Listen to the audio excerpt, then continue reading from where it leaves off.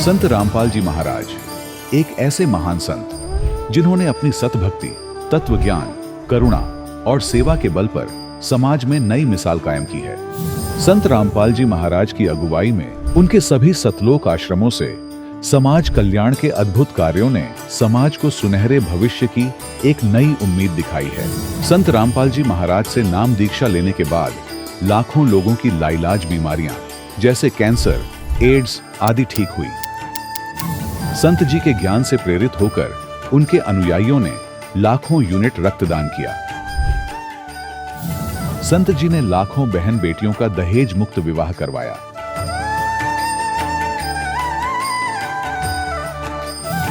संत जी ने लाखों लोगों का नशा छुड़वाया, करोड़ों उजड़े परिवार बसे। संत जी के आश्रमों में समागम के दौरान निःशुल्क नेत्र चिकित्सा, दंत चिकित्सा प्रदान की जाती है। संत रामपाल जी महाराज द्वारा समय समय पर पर्यावरण संरक्षण के उद्देश्य से बड़े स्तर पर वृक्षारोपण किया जाता है। संत जी ने जरूरतमंदों को तत्काल राहत पहुंचाने के लिए एम्बुलेंस सेवा शुरू की। संत जी अपने अनुयायियों को देहदान के लिए प्रेरित करते हैं, जिससे मानवता की सेवा और चिकित्सा क्षेत्र में सुधार हो सके। संत रामपाल जी महाराज के सभी आश्रमों में हर रोज निःशुल्क भंडारा आयोजित किया जाता है, जहां हर वर्ग, हर जाति और हर धर्म के लोग एक साथ बैठकर भोजन करते हैं।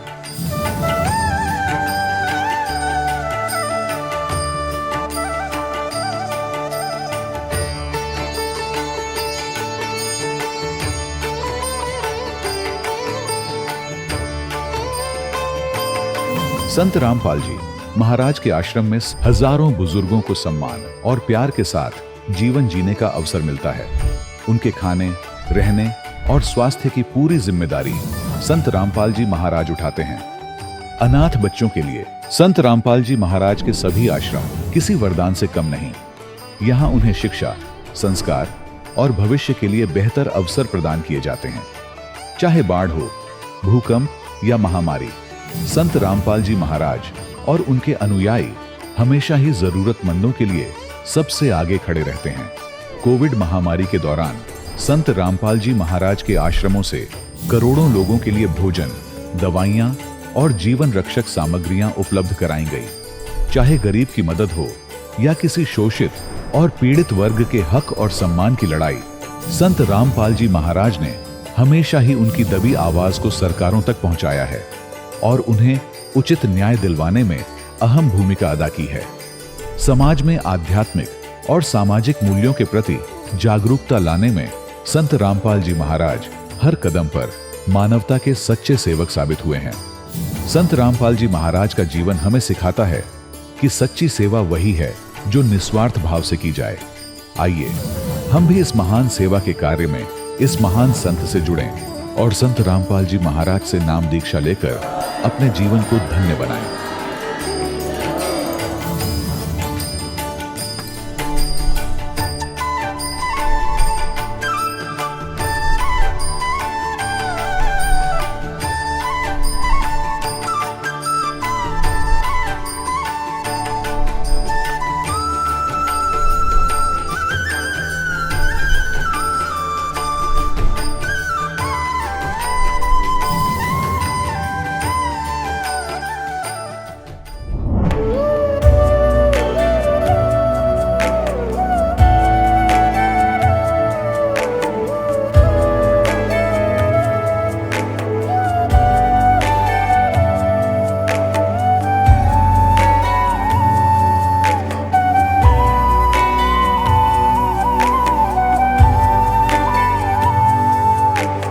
जब लग गुरु मिले न साचा, तब लग गुरु करो 10 पांचा।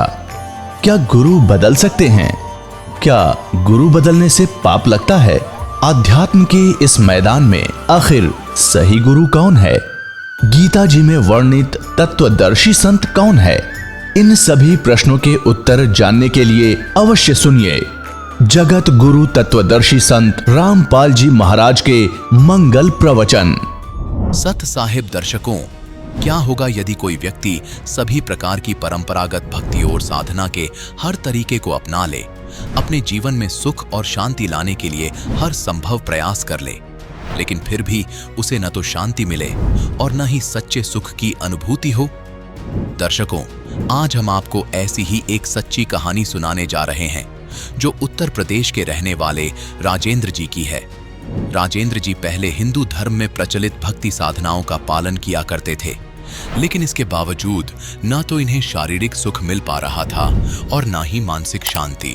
जब राजेंद्र जी को इतनी भक्ति और साधना करने के बाद भी सुख और शांति की प्राप्ति नहीं हुई, तो इन्होंने मदन पंथ और जय गुरुदेव पंथ जैसे मार्गों का सहारा लिया। लेकिन अफसोस, वहां पर भी इनके हाथ सिर्फ निराशा ही लगी। लेकिन दर्शकों, आज राजेंद्र जी का कहना है कि जब से मैंने संत रामपाल जी महाराज से नाम दीक्षा ली है, तब से मेरी जिंदगी की रूपरेखा पूरी तरह से बदल गई है।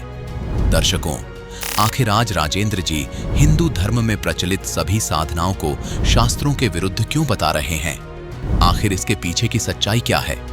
आइए सुनते हैं राजेंद्र जी की कहानी, उन्हीं की जुबानी। नमस्कार सर। नमस्कार। सर, क्या नाम है आपका? मेरा नाम राजेंद्र दास है सर जी। राजेंद्र जी, आप कहाँ से हैं? मैं जौनपुर उत्तर प्रदेश से हूँ। राजेंद्र जी, संत रामपाल जी महाराज से नाम दीक्षा आपने कब ली? 2 अक्टूबर 2018 को मैंने लिया नाम दीक्षा।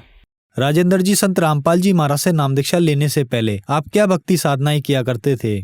सर, भक्ति साधना कोई ज़्यादा नहीं करता था विशेष। मैं जो है परमात्मा की तलाश में रहता था, आध्यात्मिक पुस्तकें पढ़ता था, लोगों से ज्ञान चर्चा किया करता था।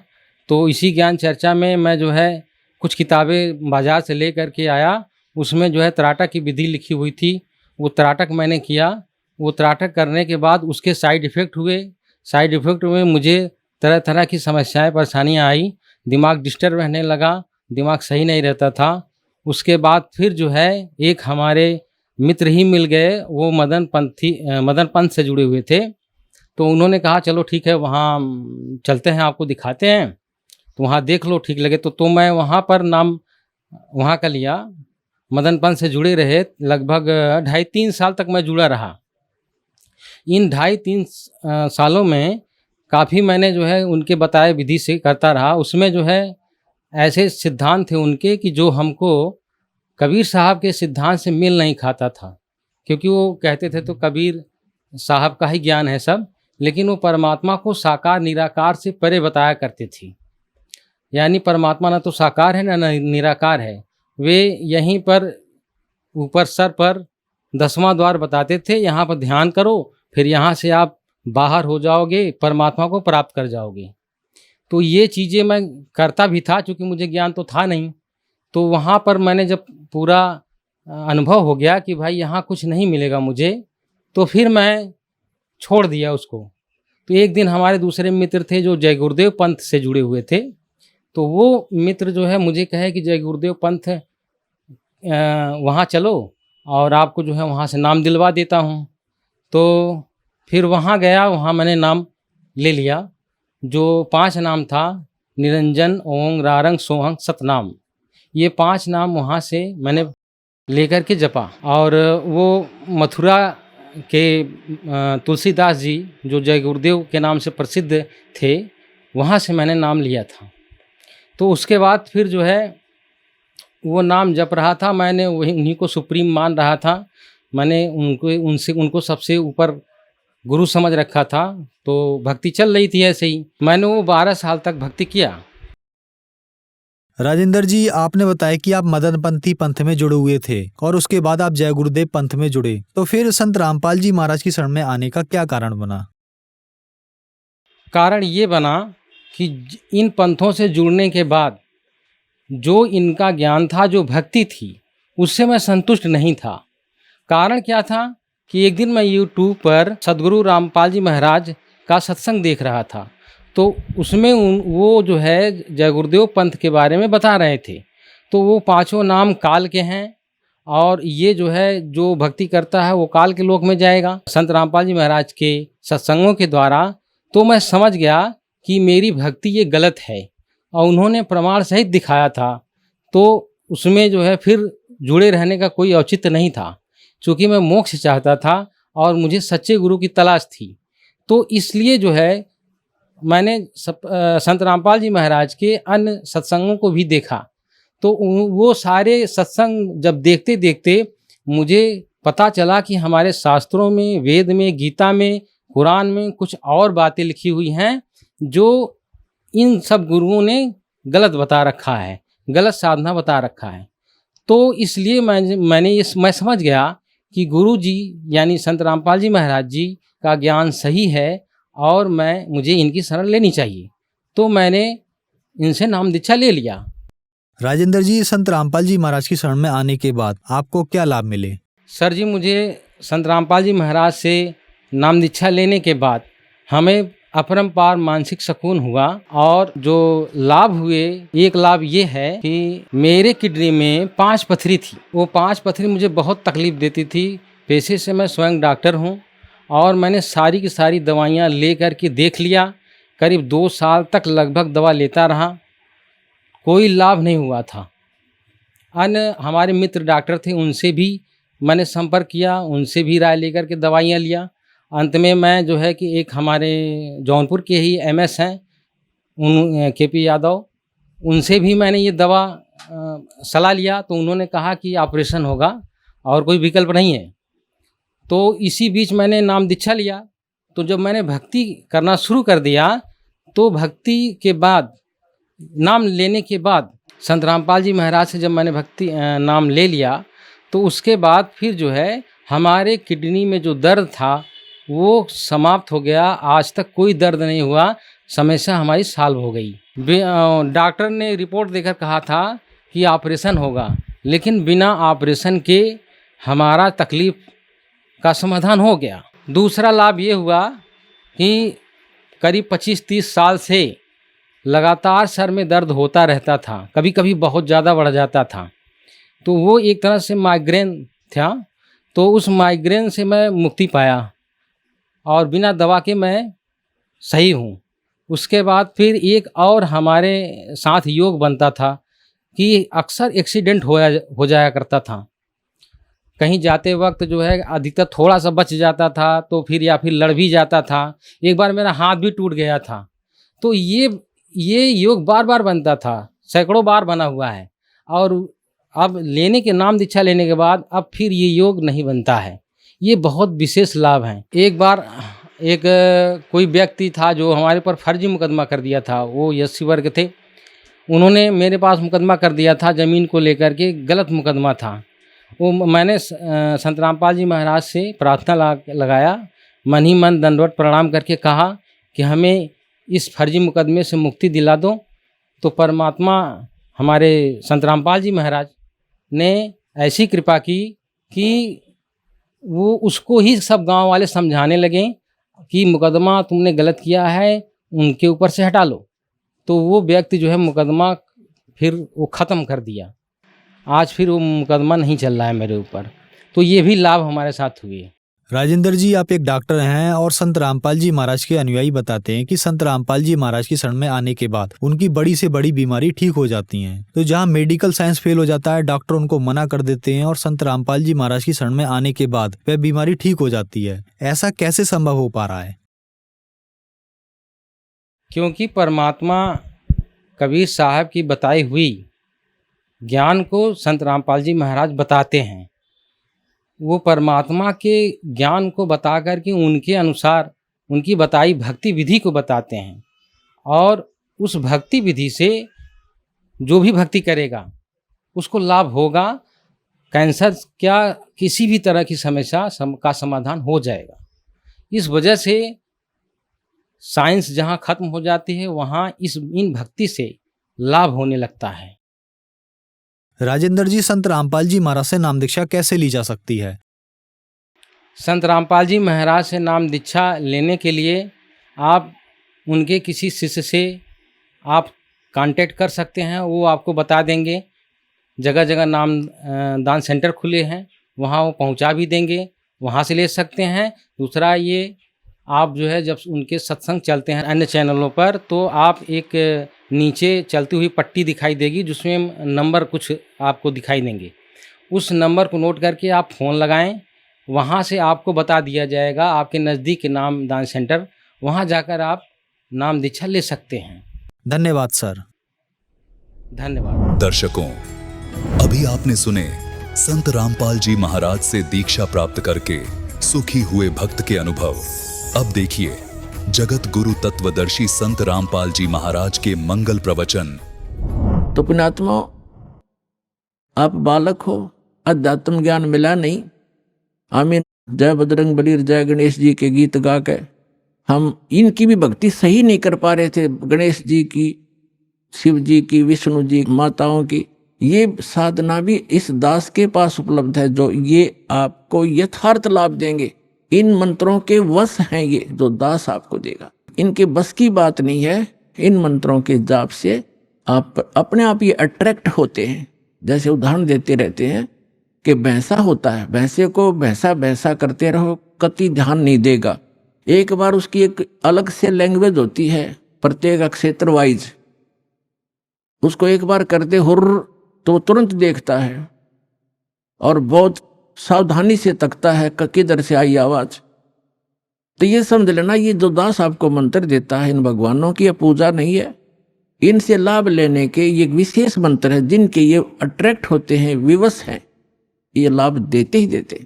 इसके अतिरिक्त कोई मंत्र आप जाप करते रहो, आपको वो अध्यात्म लाभ नहीं मिलेगा, क्योंकि वो शास्त्र विधि त्याग कर मनमाना आचरण है, जिसके विषय में गीता अध्याय नंबर 16 के श्लोक 23-24 में स्पष्ट किया है कि शास्त्र विधि को त्याग कर जो मनमाना आचरण करते हैं उनको ना सुख होता है, ना उनको सिद्धि प्राप्त होती है, और न ही उनकी कोई परम गति होती है। यूजलेस, व्यर्थ है। तो शास्त्र अनुकूल साधना इस विषय में इस दास रामपाल दास के अतिरिक्त कहीं पर भी उपलब्ध नहीं है। इसको चाहे आप अभिमान समझना या तत्व ज्ञान समझना, ये धीरे धीरे आपको अपने आप समझ में आ जाएगा दास क्या कहना चाहता है।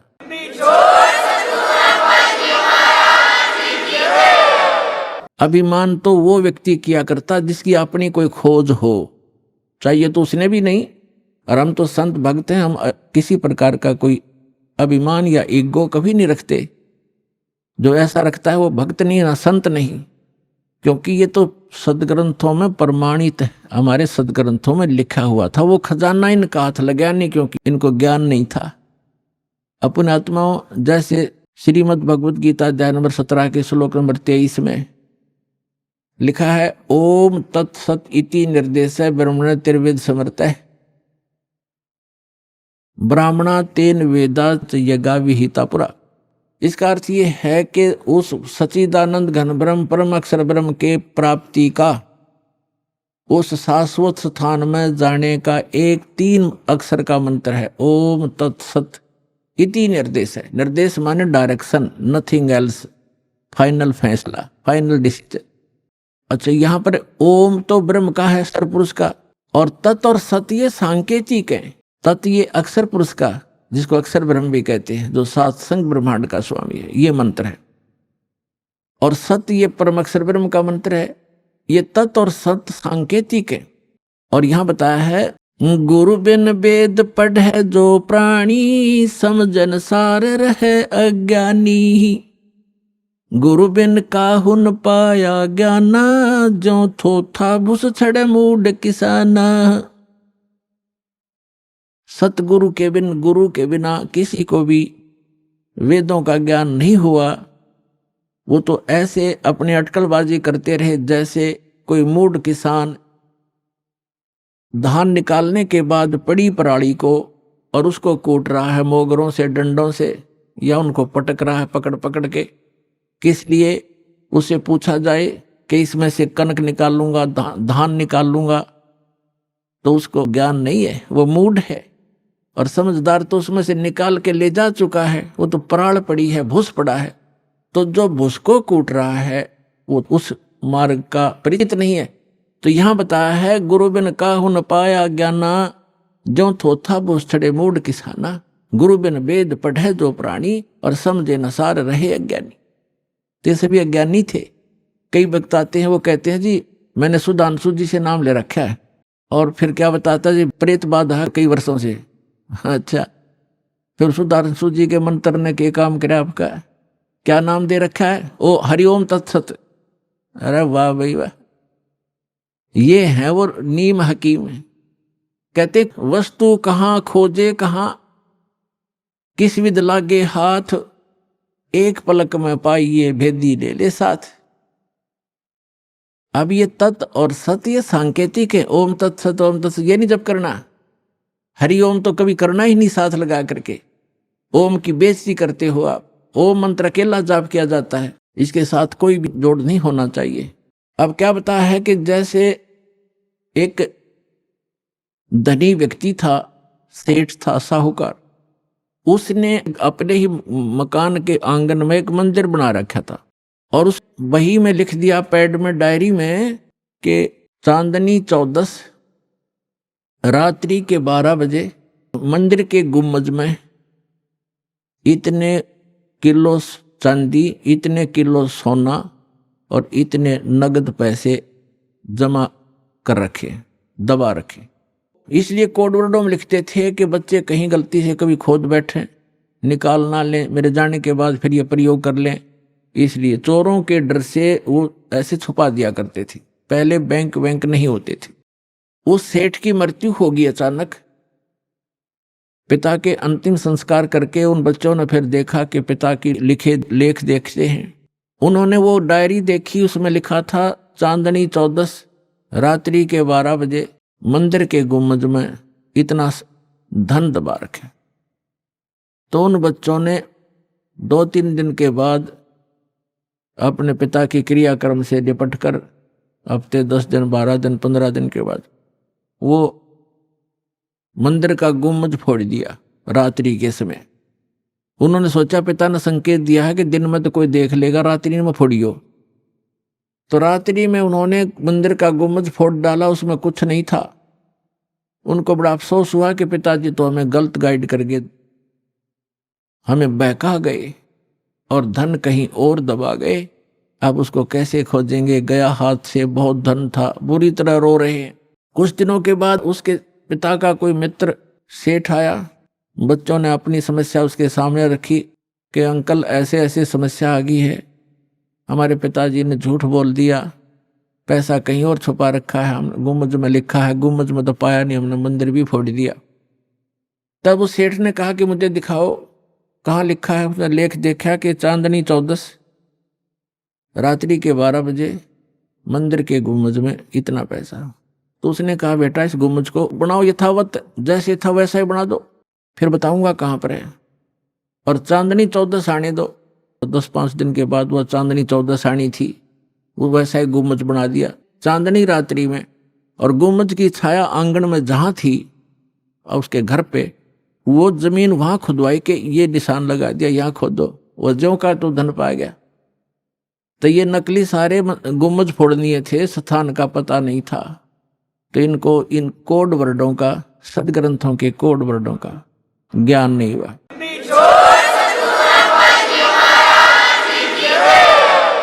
तो वस्तु कहाँ ढूंढे कहाँ, किस विध लागे हाथ, एक पलक में पाइए बेदी ले लो साथ। तो ये दास इन सदग्रंथों का जानकार बना के, तत्वदर्शी संत बना के कबीर भगवान ने आप उसके बच्चों के लिए भेज दिया। अपनात्मो अविलंब काम करो यू, कहते हैं समझा है तो सर दर पाओ और भौर नीरे ऐसा दाव। तो ये गरीबदास जी कहते हैं, गरीबदास ये वक्त जाते है, रो गई इस पैरे न, हाथ से मानो शरीर छूट गया, भक्ति यथार्थ मिली नहीं, तो फिर रोया करोगे इस समय को। कहते हैं मानुष जीवन दुर्लभ है, मिले न बारंबार, और तरवर से पत्ता टूट जा वो फिर नहीं लगता डार। अब जो प्रसंग चल रहा है हम आते हैं उसी पर कि परमात्मा की परिभाषा क्या है और काल किसे कहते। तो ये प्रसंग पूरा हुआ कि यथार्थ भक्ति कौन सी है, और वो स्थान एक ऐसा है जहां जरा मरण नहीं होता। वहां जाने के बाद प्राणी फिर लौटकर कभी संसार में नहीं आते, और वहां जरा और मरण नहीं है, वृद्ध अवस्था और मृत्यु नहीं है। और यहाँ दोनों डेफिनेट है, मृत्यु भी है और वृद्ध अवस्था भी है। लंबी उम्र होगी तो वृद्ध अवस्था है, बीच में मर गया तो 100 पहाड़ टूट जा परिवार के ऊपर, कमाने वाला एक का था, बच्चों का क्या होगा, हुआ तो वृद्ध अवस्था तो बूढ़ी मौत होगी। कहने का भाव ये है जब तक हम परमेश्वर की शरण में नहीं आते तब तक हम काल की रेंज में रहते हैं, और जब हम कबीर भगवान की शरण में आ जाते हैं हम काल की रीत से बाहर हो जाते हैं। फिर उसका विधान हम पर लागू नहीं रहता, हम परमेश्वर की शरण में आ जाते हैं। और समर्थ की शरण में जो आ जाता है उसको फिर बाहर का व्यक्ति दुखी नहीं कर सकता। उसको स्वयं पता होता है कि इस आदमी के इस शरणागत को छेड़ दिया तो ये तेरा बक्कल उतार देगा। तो इसी प्रकार हम समर्थ की शरण में आ गए हैं। आप कबीर भगवान वो समर्थ है, वो कादर परमात्मा है, उसकी शरण में आ गए। उसकी शरण ना त्यागना, इतना ध्यान अवश्य रखना। छोटा मोटा कष्ट भी आपको होता है नाम लेने के बाद, तो ऐसे समझना जैसे एक बिल्ली बच्चे उत्पन्न करती है और 2-4 दिन के बाद उन बच्चों को दूसरे घर में ले जाती है वो, क्योंकि वहां वो ये देखती है कि कहीं तेरे बच्चों को यहाँ खतरा ना हो जा। और इस बात से उसके बच्चे भी परिचित होते हैं कि हम अपनी माँ के संरक्षण में हैं, और वो उनको जबान अपने मुख से पकड़ती है। उसके तीखे दांत होते हैं बिल्ली के, तीखे, और उनको पकड़ती है। और बच्चों को पीड़ा भी होती है, वो ऐसे सुकड़ जाते हैं, ऐसे लटक जाते हैं, और महसूस होता है कि इनको दांतों का दर्द भी है, लेकिन बोलते कति नहीं, चुपचाप रहते हैं, उस पीड़ा को सहन करते रहते हैं, क्योंकि उनको पता है कि हम अपनी माँ के साथ हैं। ये थोड़ा बहुत कष्ट भी है तो हमारा जीवन रक्षक है, रक्षा हो रही है, तो उसको उठाकर वो दूसरे सुरक्षित स्थान पर अन्य मकान में ले जाती है, सबको बारी बारी वहां पहुंचा देती है। कुछ दिनों के बाद वहां देखती है कि यहाँ भी समस्या है, तो तीसरे मकान में कहीं और ले जाएगी। और वो बिल्कुल नहीं बोलते, क्योंकि उनको पीड़ा भी हो रही है, लेकिन उनको विश्वास है कि माँ के मुख में हम भले ही पीड़ा हो रही है लेकिन हमारी जीवन रक्षा हो रही है। इसी प्रकार कबीर भगवान की शरण में आने के उपरांत आपको छोटा मोटा कष्ट भी है तो ना जाने आपका कौन सा पहाड़ जैसा दुख टल रहा है, ये विश्वास रखना, विचलित ना होना।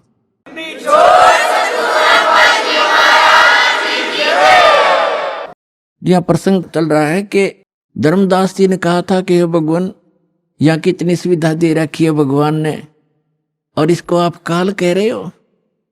परमात्मा ने कहा, धर्मदास जैसे कसाई बकरे पालता है, उन बकरे और बकरियों के लिए वो कितनी सुविधा करता है, जिसकी अच्छी सेल होती है, एक बहुत बड़ा चरागाह बनाता है, उसको हायर करता है या मोल लेता है, और उसके अंदर शेड डालता है, झोंपड़ी डालता है बकरों को गर्मी और सर्दी से बचाने के लिए। उसमें जगह जगह तालाब बनाता, छोटी छोटी तलैया सी, उनको पानी से भर कर रखता है, उनके लिए घास फूस वहां व्यवस्था कराता है। उस सारी व्यवस्था को देखकर वो भोले प्राणी ये समझ बैठते हैं कि हमारा मालिक, हमारा स्वामी कितना दयालु है, हमारी कितनी केयर टेक रखता है, सारी सुविधाएं प्रदान करता है, हिंसक पशुओं से बचाता है, चारों तरफ से बाड़ लगा देता है, और अंदर वृक्ष हैं, झाड़ बोझड़े हैं, घास फूस है, गर्मी से बचने के लिए शेड है, सर्दी से बचने के लिए व्यवस्था शेड है। तो वो इस सारी व्यवस्था को देखकर वो मान बैठते हैं कि जो हमारा ये स्वामी है बड़ा दयालु है, ये परमात्मा है। और जब वो कभी उनके बीच में आता है तो वो सारे उसको प्यार देने के लिए उसके चारों तरफ कोई ऊपर को पैर फैलाता है अपने सीने से लगाने के लिए, और वो उसको चाटते हैं, प्यार से जीभ से चाटना चाहते हैं, उनको एक विशेष रिगार्ड देने के लिए। वो तो चाट रहे हैं जीभ से, और वो कसाई देख रहा है से हाथ लगा के, और वो खुश होते हैं कि हमारा मालिक हमसे प्यार कर रहा है। वो देख रहा है कि ये कितना मांस हो गया, कितने का बिकेगा, और वो सोच रहे हैं मुझे हमें प्यार कर रहा है। तो पुण्यात्माओं, परमात्मा कहते हैं कि जिस समय उस कसाई को 5-10 बकरों की आवश्यकता पड़ती है, बकरियों की, तो उस समय वो ये नहीं देखता ये किसकी माँ है, किसका बेटा है। एक परिवार के 3-3 इकट्ठे भी आ सकते हैं, उनने तो मोटे मोटे छांट के और वो निकाल लेने जो अच्छे मांस युक्त हो गए, घनी बिक्री होगी। तो उस समय उन बकरों को भी पता होता है, उनके अंदर करड़ा ऐसे भागते ही इधर उधर दौड़ जाते, उनको मालूम है कि कहीं इनको खतरे के स्थान पर ले जा रहा है, इतना उनकी आत्मा में आभास होता है। तो कहने का भाव ये है कि इसी प्रकार जो यहाँ की सुविधाएं आप देख रहे हो धर्मदास, परमात्मा कह रहे हैं कबीर भगवान, इन सुविधाओं को देखकर तो ऐसा लगता है जैसे बड़ा दयालु भगवान है, और उस समय तुम्हारी बुद्धि पर पत्थर गिर जाते हैं। किसी का बेटा मर गया, किसी की बेटी मर गई, एक परिवार के 3-3, 4-4 सदस्य मर जाते हैं। यहाँ एक बता रहे थे, कोई सरसा से सत्संग सुनकर जा था, गाड़ी के अंदर 16 सदस्य थे एक का परिवार के, बूढ़ा बूढ़ा घर रह गया था, 16 के 16 एक्सीडेंट में मर गए। बताओ पुण्यात्मा, और उनकी कार और कोठियां और बड़े बड़े सारी व्यवस्थाएं थी, कुल नाश हो गया उसका। तो कहने का भाव ये है कि उस समय बुद्धि कहाँ जाती है आपकी, ये सुविधाएं किसने दे रखी थी, ये फिर क्यों छीन लिया 1 मिनट में। तो इसको काल कहते हैं, और जो केवल सुख सुख दे उसको दयाल कहते हैं, उसको परमात्मा कहते हैं। आप इसको परमात्मा मान बैठे हो, लेकिन ये परमात्मा नहीं है। यहाँ तो दुख के अतिरिक्त आपको कुछ मिलता ही नहीं, चाहे कितना ही आपको सुखी व्यक्ति नजर आता है इस झूठे सुख से युक्त, चाहे कोई मंत्री है, प्रधानमंत्री है, या कितना ही बड़ा सेठ है, और कैसी आपने उसकी सुविधा नजर आती है। गरीब आदमी तो सोचा ये कार कोठी वाले घने सुखी होंगे, या फिर ये अफसर हैं, कर्मचारी अधिकारी हैं, ये बड़े सुखी होंगे। सुख नाम की वस्तु नहीं यहाँ पर इस गंदे लोक में। सबके टेंशन ग्रस्त रहती हैं, सारा दिन ऊपर से दिखे चौपड़े और अंदर तो इनके खराब हो रहे हैं खोपड़े, किसी ने देख लेते, सभी टेंशन लिए फिरते। तो वो टेंशन लेस स्थान जो प्लेस है वो सतलोक है, उसको सुख सागर कहते हैं। अपना आत्मा परमात्मा आप तक पहुंचने के लिए अब कैसी कैसी लीला करता है। मैं रोवत हूं सृष्टि को, सृष्टि रोवे मोहे, गरीबदास इस वियोग को समझ न सकता कोई। जो जन मेरी शरण है ताका हूं मैं दासे, गेल गेल लाग्या फिरूं हूं जब तक धरती आकाशे। पुण्यात्मा परमात्मा कहते हैं जो मेरी एक बार शरण में आ गया उसको मैं छोड़ूंगा नहीं, उसके साथ रहूंगा। ठीक है, उसका दुर्भाग्य है वो जो यहां से निकल नहीं पा रहा, फिर भी परमात्मा इतना दयालु है, आपके पीछे पीछे फिर रहा है। अपना आत्मा विचार करो, एक ही परिवार में ये पुस्तक आपको प्राप्त हुई या टीवी सुनने को प्राप्त हुआ, एक परिवार के 4-5 सदस्य हैं, जिनमें से 3 को ये ज्ञान समझ में आ गया, उनकी इच्छा बनी हम नाम लेंगे, दीक्षा लेंगे, कल्याण करवाएंगे। उन्होंने दीक्षा ले ली, प्रतिदिन अपना नित्य आरती श्रमणी और सारा कुछ कर रहे हैं, मंत्र कर रहे हैं, सत्संग में भी आ रहे हैं। और बाकी शेष 2 हैं वो बिल्कुल सोचते भी नहीं, कहते हैं तो भी नो के तुम ही कर लो, तुम ही पार हो जाना, हम तो फिर देख लेंगे। अब फिर क्या देख लेंगे, गधा बने पाछा तो कुम्हार देखेगा, आप क्या देखोगे। कड़ में मारेगा लठ, 2.5 मन का बोरा होगा कमर के ऊपर, फिर देख लेंगे। अब देखना अब है, ज्ञान समझो और सतलोक आश्रम के अंदर आओ और कल्याण कराओ। अगर समझदार हो तो देखना चाहते हो,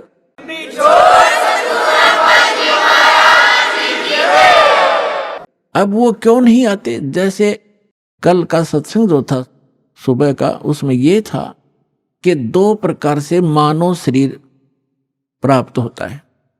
एक तो पिछले पुण्यकर्मों के आधार से मानव शरीर लगातार 2, 4, 10, 50, 100 भी हो सकते, ज्यादा भी हो सकते, लेकिन वो पूंजी समाप्त हो जाएगी, फिर 84 लाख योनियों में जाना ही पड़ेगा यदि उस मनुष्य जीवन के दौरान आपको तत्वदर्शी संत नहीं मिला। 2 प्रकार से मानव शरीर प्राप्त होता है।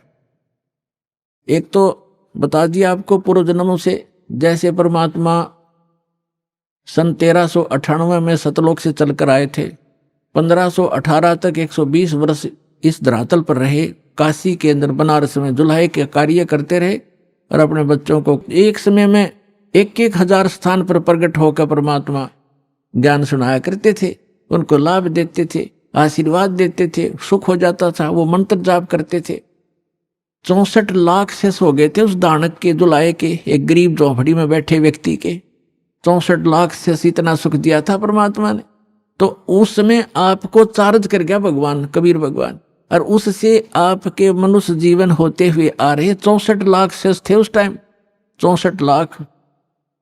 ना कोई मीडिया था, ना कोई माइक स्पीकर था। वो परमात्मा असंख्य रूप बना सकता है। तो जिस कारण से उसने आप सभी को चार्ज किया, आपके मनुष्य जीवन होते हुए आ रहे हैं और आप पूजाएं भले ही दूसरी करते रहे, लेकिन पूर्व जन्म की बैटरी चार्ज थी आपकी, आपसे आपको सुख मिलते रहे।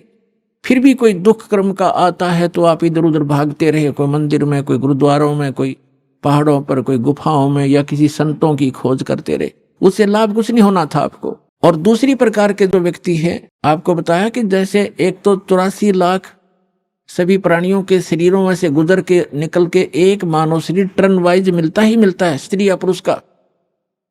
तो जो ऐसे 84 लाख योनियों से निकल कर आए हैं, वो काल के पक्के हैं, वो काल की फर्द में चढ़ गए, वो काल की रजिस्ट्री में है। अब वो भक्ति नहीं कर सकते। एक परिवार में 3 नाम ले चुके हैं, सच भक्ति कर रहे हैं, उनको समझा रहे, वो कह ठीक ठीक तुम कर लो। ये भी शुक्र है कि वो उनको मना नहीं करते, नहीं तो वो काल के दूत उनको भी मना कर दे, तुम भी नहीं जाओगे, ऐसा नहीं कर दोगे। ऐसा बताया परमात्मा ने कि जैसे ये कोयल क्या करती है, कोयल पक्षी है, ये अपना अलग से घोंसला बना करके अंडे उत्पन्न नहीं करती, क्योंकि उसके अंडों को काग खा जाते हैं, छोड़ते नहीं। इसलिए वो एक चतुरता, ऐसा फार्मूला अपना रखा उसने, जैसे मादा कौवी ने अंडे उत्पन्न किए घोंसले में, और वो जाती है चुग्गा चरने इधर उधर, वो देख लेती है कि चलेगी काफी दूर, तो उसके घोंसले में अपने अंडे उत्पन्न कर देती है। अब जो कौवी आती है वापस, वो असमंजस में पड़ जाती है कि कौन से मेरे हैं, कौन से दूसरे हैं। तो वो इस असमंजस में उन चारों के चारों की ही परवरिश करना प्रारंभ कर देती है। और जब वो बच्चे उत्पन्न होते हैं तो एक जैसा कलर होता है, कोई पहचान नहीं होती उनकी, बिल्कुल सेम टू सेम रहते। और वो कोयल उस पर नजर रखती है घोंसले पर कि अब ये कितना उड़ारी भर रहे हैं, कितनी दूर तक जा सकते हैं। तो तब वो दूसरे दूर पेड़ पर बैठ के अपनी बोली बोलती है, कुहू कुहू की आवाज लगाती है। जो कोयल के बच्चे होते हैं उनको प्रभाव होता है उनका, वो एकदम ऐसे ऐसे देखते हैं। जब वो फिर बोलती रहती है तो उड़कर वो अपनी माँ की बोली के से आकर्षित होकर अपनी माँ की तरफ उड़कर चल पड़ते हैं। अब कौवी उनके पीछे पीछे उड़ती है कि मेरे बच्चे गए। कोयल आगे उड़ जाती है, दूर वृक्ष पर बैठकर फिर कुहू कुहू करती है, वो बच्चे फिर वहां से उड़कर आगे भाग लेते। अब कौवी ये सोचती है ये तो गए सो गए, तेरे कहीं पिछले बच्चे रह गए, उन पर कोई आपत्ति ना आ जाए, उनको संभालूं, आकर के वो वापस आ जाती है। तो कहने का भाव ये है कि उस घोंसले में 4 बच्चे थे, 2 कोयल के 2 काग के। कोयल वालों के वहां बोली असर करगी, काग वालों के वहां में भी नहीं, वो देख नहीं रहे, वहीं बैठे आराम से। तो इसी प्रकार समझना, जो परमात्मा के पूर्व जन्म के संस्कारी बच्चे हैं, संस्कारवश एक ही घर में जन्म भी है, जो काल वाले हैं वो नहीं मानेंगे, और जो कोयल के बच्चे हैं वो सतलोक आश्रम में जल्दी आ लेंगे, ज्यादा देर नहीं लगाएंगे।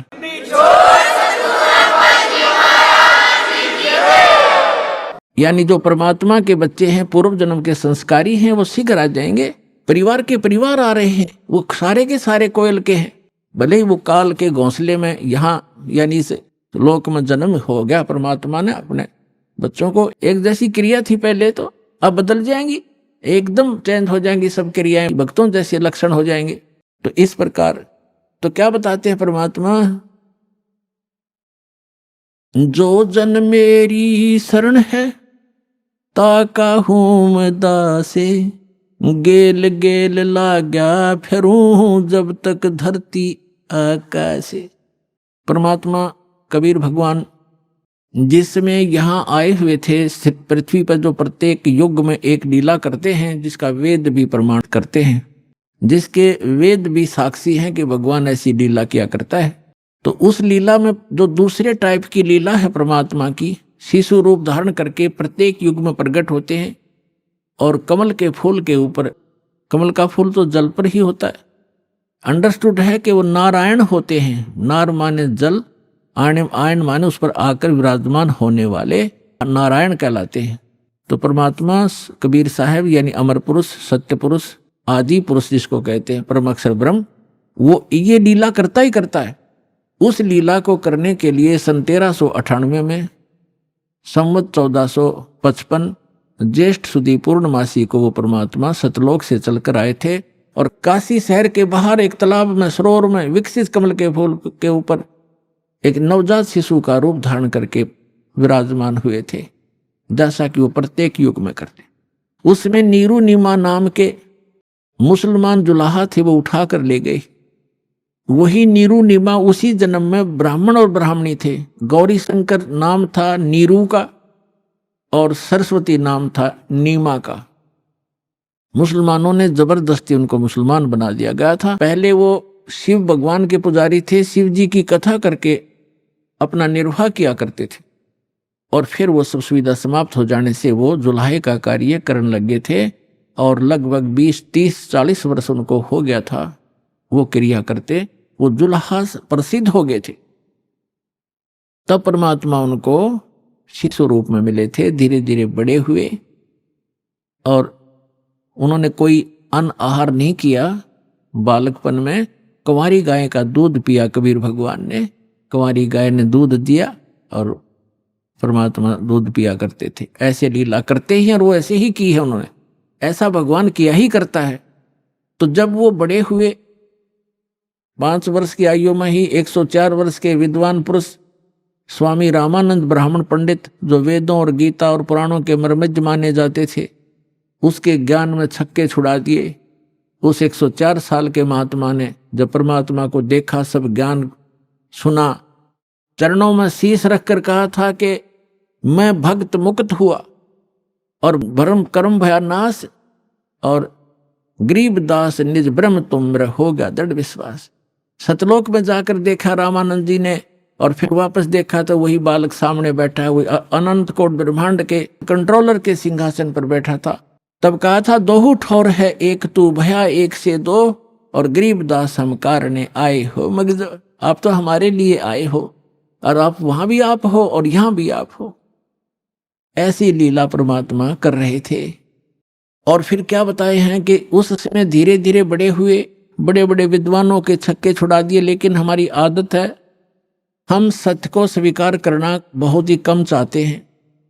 जैसे हमारे धर्मगुरु थे वो संस्कृत के ज्ञाता थे, ब्राह्मण ऋषि मंडलेश्वर, और आम जनता संस्कृत भाषा नहीं पढ़ती थी, केवल ब्राह्मणों को ही शिक्षा ग्रहण करने का अधिकार था। और वो संस्कृत भाषा तो पढ़ लेते थे लेकिन ग्रंथ समझ में उनके आए नहीं। और परमात्मा 600 वर्ष पहले कहा करते थे कि आप गलत गाइड कर रहे हो इस जनता को, आप वेदों और गीता और पुराणों से भी परिचित नहीं हो। अब धर्मदास जी को जो परमेश्वर ने बताया, स्वामी रामानंद जी को लेकर गए थे, ऐसे आदरणीय धर्मदास साहिब जी को भी परमात्मा सतलोक लेकर गए थे। अपना निज स्थान दिखाया था जहां आप रहा करते थे। जब वापस छोड़ा तब धर्मदास जी ने पूछा कि हे भगवान, फिर इसका मतलब तो ये है कि ये वेद और ये कतेब, 4 वेद हैं, 4 ही मुसलमान इस्लाम धर्म की कतेब मानी जाती हैं। जैसे अपने 4 वेद हैं हिंदुओं के, ऋग्वेद, यजुर्वेद, सामवेद, अथर्ववेद, और इस्लाम धर्म की माने जाते हैं तौरात, जबूर, इंजिल और कुरान। ये कतेब कहते हैं, इनको वेद कहते हैं। तो धर्मदास जी को पता चला कि सचमुच भगवान तो वो है, साकार है, और ये है वो परमात्मा, ये है वो स्थान। और ये सभी हमारे धर्मगुरु कहते हैं कि ये विष्णु जी सर्वशक्तिमान है, सर्वश्रेष्ठ है, सबके पालन करता है, सबके उत्पत्ति करता है, यह विनाशी है। और परमात्मा ने धर्मदास जी की वार्ता कराई ब्रह्मा विष्णु महेश जी से, और उन्होंने खुद बताया कि नहीं भाई, हमारी भी जन्म मृत्यु होती है, हम अविनाशी नहीं है। अब जैसे कोई व्यक्ति यदि किसी तहसीलदार को या एसडीएम को और अपने मित्रों में यह कहता है ये कमिश्नर है, और जब एसडीएम से पूछा जाएगा क्या आप कमिश्नर हैं, वो कभी झूठ नहीं बोलेगा, वो बुद्धिमान व्यक्ति है, बकवास नहीं चला करती, तो स्वयं बताएगा नहीं जी मैं तो एसडीएम हूं, और कमिश्नर तो बहुत बड़ी पावर होती है। तो ऐसे जब भी इन अधिकारियों से हम मिलते हैं तो ये सच ही बताया करते। तो जब धर्मदास जी वापस आए, धर्मदास जी ने कहा, हे भगवान, फिर तो ये वेद और कतेब ये सब झूठे हैं, ये तो परमात्मा को निराकार बताते हैं और कोई ब्रह्मा जी, विष्णु जी, शिव जी को सर्वशक्तिमान बताते हैं। तब परमेश्वर ने कहा कि वेद कतेब झूठे नहीं भाई, झूठे हैं जो समझे नहीं। अभी आपने सुने संत रामपाल जी महाराज के मंगल प्रवचन। आइए अब सुनते हैं संत रामपाल जी महाराज से नाम दीक्षा लेकर सतभक्ति करके अद्भुत लाभ प्राप्त करने वाले अनुयायी के विचार। दर्शकों, सोचिए, यदि कोई व्यक्ति हर प्रकार के पूजन पाठ, व्रत, हवन, जप तप और दान पुण्य के कार्य कर ले, लेकिन फिर भी उसके जीवन में बीमारियां कम होने की बजाय और बढ़ती ही चली जाए, तो क्या हो? दर्शकों, ऐसी ही कहानी थी बिहार की रहने वाली प्रीति दासी जी की। प्रीति जी ने अपनी आध्यात्मिक यात्रा में कई प्रकार की साधनाएं अपनाई। इन्होंने जप भी किया, व्रत भी रखे और तीर्थों की यात्रा भी की, लेकिन किसी भी विधि से इन्हें सच्ची शांति नहीं मिली। लेकिन दर्शकों, आज प्रीति जी का कहना है कि जब से मैंने संत रामपाल जी महाराज से नाम दीक्षा ली है, तब से मेरी जिंदगी पूर्ण रूप से बदल गई है।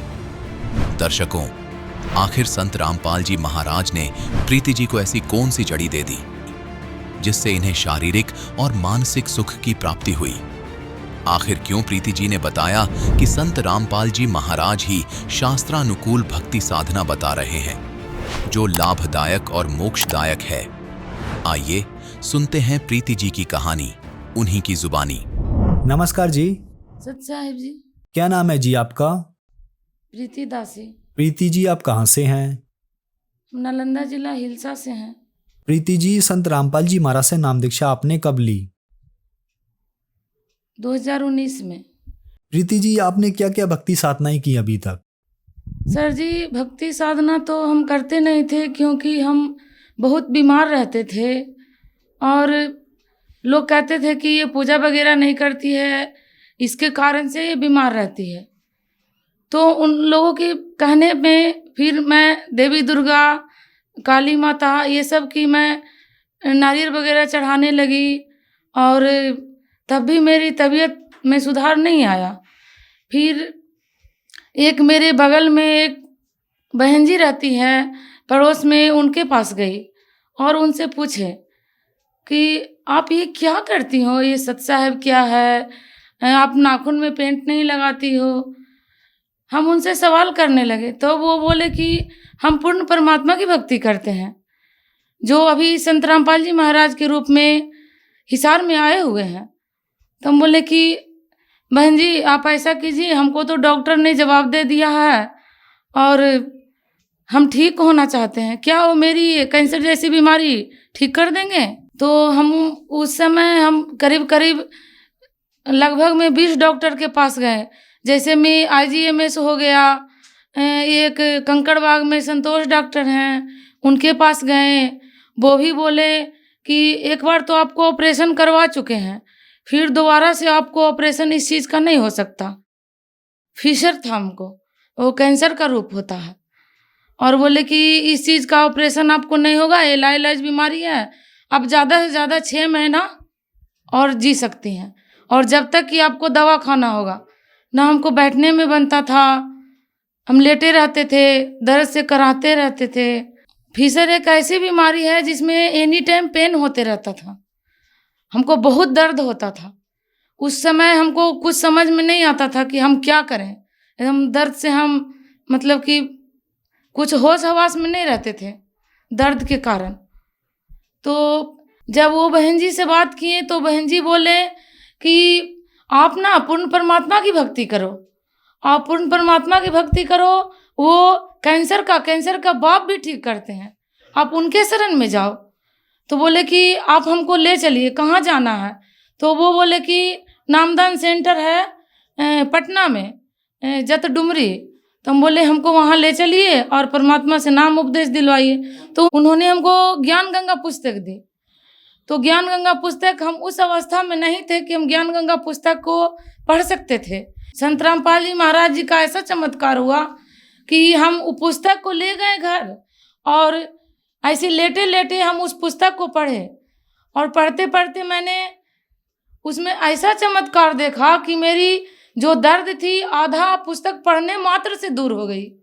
उसके बाद हम फिर उनके पास गए, मैं जो बहन जी थी बगल में उनके पास फिर गए तो उन्होंने एक पुस्तक और दी, जीने की राह, और बोले कि आप इसे भी पढ़ लो क्योंकि ज्ञान होना बहुत ज़रूरी है। उसके बाद जब हम पुस्तक पढ़े तो संत रामपाल जी महाराज का ऐसी दया हुई कि हमको बहन जी नाम उपदेश लेने के लिए यहाँ डुमरी हॉल लेके आई। वहाँ जाके मैंने संत रामपाल जी महाराज जी से नाम उपदेश लिया। प्रीति जी, आपकी जो परेशानियां थी, आपकी जो बीमारियां थी, क्या संत रामपाल जी महाराज से नाम दीक्षा लेने के बाद आपकी बीमारी या परेशानियां ठीक हुई? सर जी, बीमारी का तो नामो निशान नहीं है मेरे पास। जैसे लगता है कि हम कभी बीमार ही नहीं थे। संत रामपाल जी महाराज की ऐसी दया हुई कि हम आज स्वस्थ हैं। और मेरी बीमारी फीसर थी जो कि कैंसर का रूप होता है, और डॉक्टरों ने हमको तो जवाब दे दिया था कि जाओ। और मेरे जो हस्बैंड हैं वो बोले कि अब तुम बचेगी नहीं तो तुम में ज़्यादा इन्वेस्ट पैसा करना बेकार है। करीब करीब हमें 10 से 12 लाख रुपए लग चुके थे। मेरा सारा चीज़ ख़त्म हो चुका था और जैसे लगता था कि मेरा दिन दुनिया सब खत्म हो गया है। अब मेरे लिए कुछ बचा ही नहीं। मेरे 2 छोटे छोटे बच्चे हैं, उन लोगों को देखते थे तो लगता था कि मेरा अब कुछ है ही नहीं इस दुनिया में। लेकिन परमात्मा संत रामपाल जी महाराज वो मेरे भगवान हैं। आज उन्होंने उनकी दया से हम आज स्वस्थ हैं। आज और हम क्या कहें भगत जी, उनके छोटे मोटे लाभ तो होते रहते हैं। परमात्मा की दया है इतनी, संत रामपाल जी महाराज जी की दया है। डॉक्टरों ने कहा था कि 6 महीना में तुम खत्म हो जाएगी, और 6 महीना के बाद तो हमको लगता था कि अब हम खत्म ही होने वाले हैं। तो जब हम गुरुजी संत रामपाल जी महाराज जी से नाम उपदेश लेकर जब भक्ति करने लगे तो हम बोले कि अब तो हमको जैसे लगा कि हमको कुछ अमृत मिल गया है। और हम घर जाकर सारा दवाई और रिपोर्ट वगैरह सब हम फेंक दिए, सब जला दिए। बोले अब हमको दवाई खाने की कोई ज़रूरत नहीं। आज हम 2.5 साल होने जा रहा है सर जी, आज हम 1 रुपया का दवाई नहीं खाए हैं। ऐसी मेरे गुरुजी की कृपा है। और 16 दिन में जब हम घर नाम उपदेश लेके आए तो मेरे हस्बैंड बोले कि हमसे ये सब नहीं होगा। एकदम पूरी तरह से वो नास्तिक थे। 7 दिन नॉनवेज खाना, नशा करना, ये सब तो उनकी आदत थी। और हमको बोले कि बीमारी तुम्हें लगी है, तुम ठीक हो जाओ। जब हम परमात्मा की दया से हम ठीक हो गए, मात्र संत रामपाल जी महाराज जी की ऐसी दया हुई, मालिक की ऐसी दया हुई कि 16 दिन के बाद ही मेरे हस्बैंड ने परमात्मा से नाम उपदेश ले लिए और वो भी आज भक्ति कर रहे हैं। ऐसी संत रामपाल जी महाराज जी की दया हुई।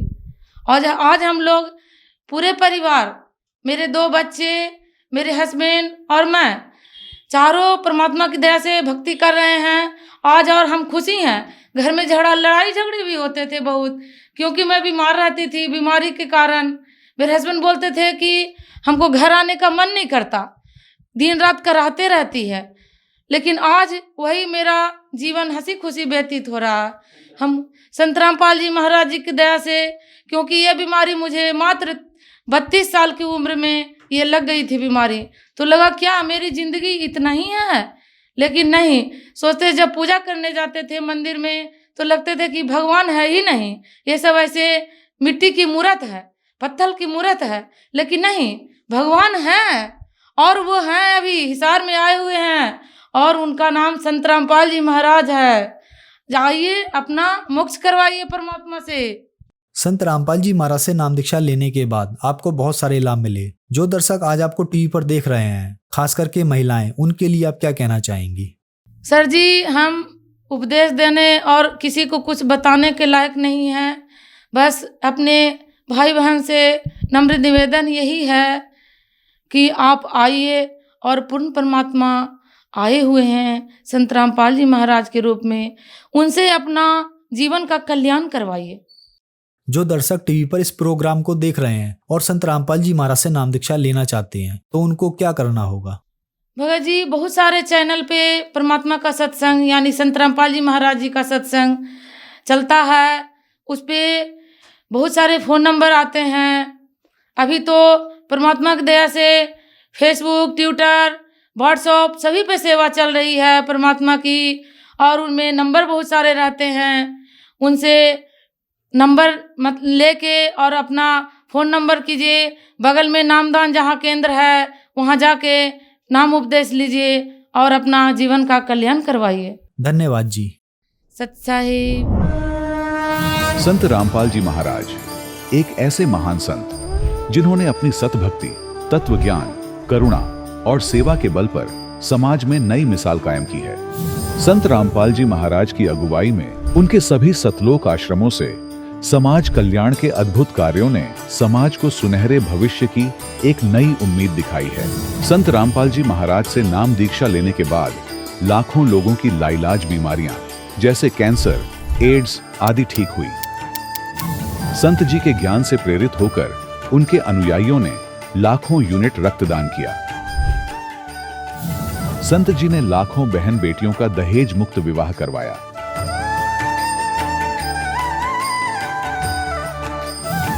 संत जी ने लाखों लोगों का नशा छुड़वाया, करोड़ों उजड़े परिवार बसे। संत जी के आश्रमों में समागम के दौरान निःशुल्क नेत्र चिकित्सा, दंत चिकित्सा प्रदान की जाती है। संत रामपाल जी महाराज द्वारा समय समय पर पर्यावरण संरक्षण के उद्देश्य से बड़े स्तर पर वृक्षारोपण किया जाता है। संत जी ने जरूरतमंदों को तत्काल राहत पहुंचाने के लिए एम्बुलेंस सेवा शुरू की। संत जी अपने अनुयायियों को देहदान के लिए प्रेरित करते हैं, जिससे मानवता की सेवा और चिकित्सा क्षेत्र में सुधार हो सके। संत रामपाल जी महाराज के सभी आश्रमों में हर रोज निःशुल्क भंडारा आयोजित किया जाता है, जहां हर वर्ग, हर जाति और हर धर्म के लोग एक साथ बैठकर भोजन करते हैं।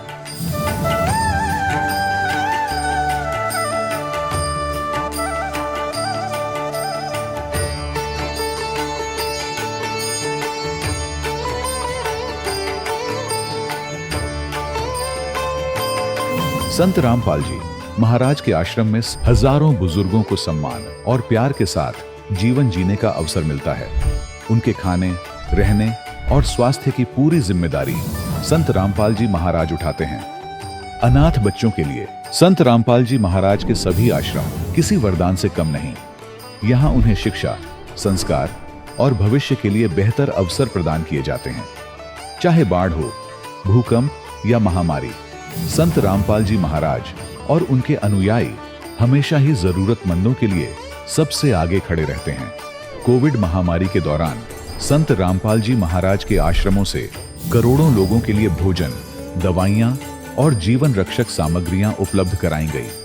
चाहे गरीब की मदद हो या किसी शोषित और पीड़ित वर्ग के हक और सम्मान की लड़ाई, संत रामपाल जी महाराज ने हमेशा ही उनकी दबी आवाज को सरकारों तक पहुंचाया है और उन्हें उचित न्याय दिलवाने में अहम भूमिका अदा की है। समाज में आध्यात्मिक और सामाजिक मूल्यों के प्रति जागरूकता लाने में संत रामपाल जी महाराज हर कदम पर मानवता के सच्चे सेवक साबित हुए हैं। संत रामपाल जी महाराज का जीवन हमें सिखाता है कि सच्ची सेवा वही है जो निस्वार्थ भाव से की जाए।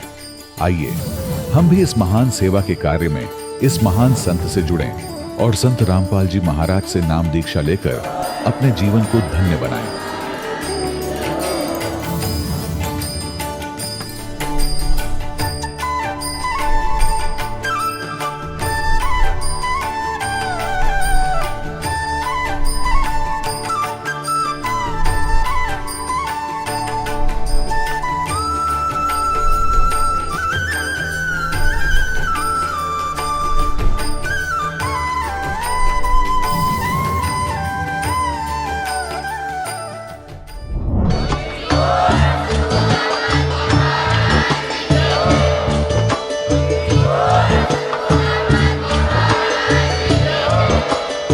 सुन रहे थे जगत गुरु तत्वदर्शी संत रामपाल जी महाराज जी के मंगल प्रवचन। अधिक जानकारी के लिए विजिट कीजिए हमारी वेबसाइट www.jagatgururampalji.org।